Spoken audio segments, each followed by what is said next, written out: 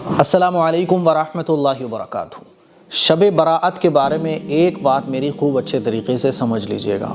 جیسے ہی شب برات قریب آ رہی ہوتی ہے نا تو بہت سارے لوگ جو ہے نا سوشل میڈیا پہ ایکٹیو ہو جاتے ہیں۔ بھیا آگے اب ویوز حاصل کرنے کا راستہ، ویوز حاصل کرنے کا وقت، سبسکرائبرز بڑھانے کا وقت ہے نا، فالوورز بڑھانے کا وقت آ گیا۔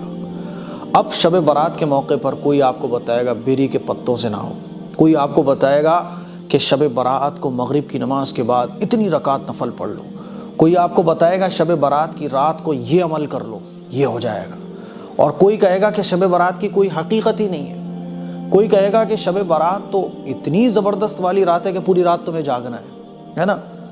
تو الگ الگ طریقے سے آپ کو بہت ساری چیزیں بتائی جائیں گی شب برات سے متعلق، لیکن میں آپ کو ایک بہت اہم اور قیمتی بات بتانے جا رہا ہوں، دھیان سے سنیے گا۔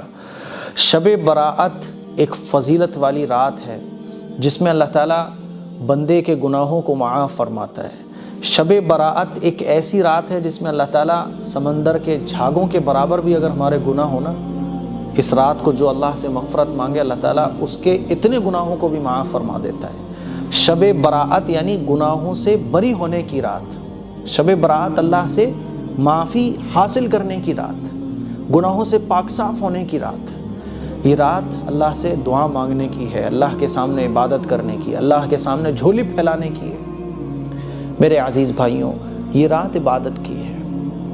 اس رات میں آپ عبادت کرو، کوئی خاص عمل، کوئی خاص وظیفہ، کوئی خاص طریقہ، کوئی خاص غسل، کوئی خاص بیری کے پتے لا کر اتنے بیری کے پتے ابال کے نہاؤ، ایسا کچھ بھی نہیں ہے۔ سمپل سے طریقے ہیں اسلام کے۔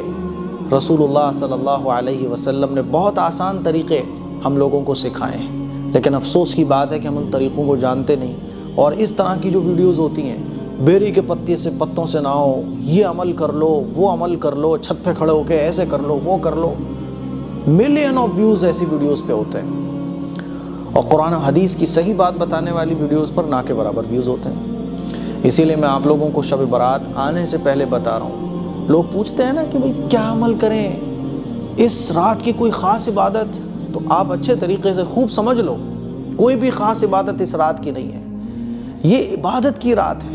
عبادت کے جتنے بھی کام ہیں، نماز پڑھنا، قرآن پڑھنا، ذکر و اذکار کرنا، دعائیں مانگنا، قرآن مجید کی تلاوت کرنا، اللہ کے سامنے رونا، استغفار کی کثرت کرنا، جتنے بھی عبادات کے کام ہیں اپنی چوائس کے اعتبار سے آپ کر سکتے ہو، پوری اجازت شریعت نے دی ہے، لیکن پھر بھی آپ کو بتائے جائیں گے یہ عمل کر لو صاحب تو آپ کا یہ کام ہو جائے گا، یہ عمل کر لو تو یہ ہو جائے گا، بیری کے پتوں سے نہا لو تو یہ ہو جائے گا۔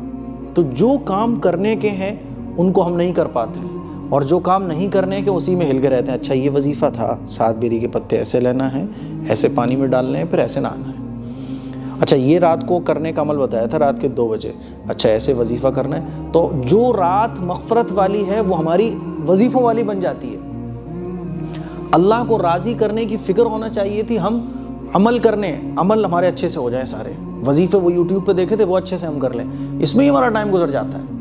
اسی لیے میں آپ لوگوں سے ہاتھ جوڑ کے گزارش کرنا چاہتا ہوں، وظیفوں کے چکروں بالکل مت پڑو۔ عورتوں کو برباد کر کے رکھ دیا ان وظیفوں نے۔ خواتین جو ہے نا 1-1 گھنٹے وظیفے کر رہی ہوتی ہیں۔ قرآن پڑھو نا یار، نماز پڑھو، اللہ سے دعا مانگو، درود شریف پڑھو، ان چکروں بالکل مت پڑھو جو اس طرح کی چیزیں بتائی جاتی ہیں۔ تو شب برات کی کوئی خاص عبادت نہیں ہے، کوئی خاص وظیفہ نہیں ہے، جتنے بھی عبادات کے کام ہیں وہ کرنا ہے آپ کو۔ 1 گھنٹے جاگو لیکن قاعدے سے جاگو، 2 گھنٹے جاگ رہے ہو قاعدے سے جاگو، ٹھیک ہے؟